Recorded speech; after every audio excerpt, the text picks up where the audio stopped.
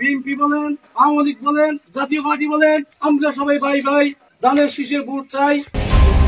এভাবেই স্লোগান দিয়ে ভোট চেয়েছেন এক সাবেক সংসদ সদস্য ও জেলা বিএনপির সভাপতি, যা সামাজিক যোগাযোগ মাধ্যমে ছড়িয়ে পড়ে মুহূর্তেই হয়ে যায় ভাইরাল। আর এই ভিডিওটি ঘিরে শুরু হয়েছে আলোচনা সমালোচনা।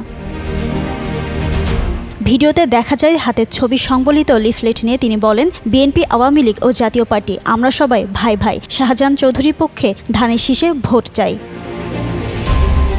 কক্সবাজারের দক্ষিণ উখিয়া বিএনপির সভাপতি জামাল মাহমুদ চৌধুরী ভোট চাওয়ার ভিডিও নিয়ে বলেন, আমি শুধু ধানের শীষে ভোট চাইতে গিয়ে কথা বলেছি, খারাপ কিছু বলিনি, কিন্তু ভিডিওটা কাটাছেঁড়া করে ছড়ানো হয়েছে।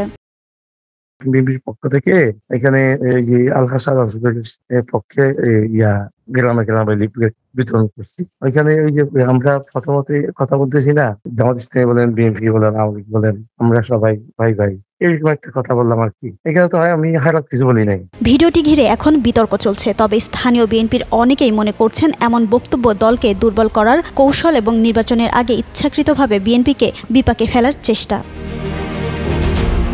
জিনাত আরা ঋতু, যুগান্তর নিউজ।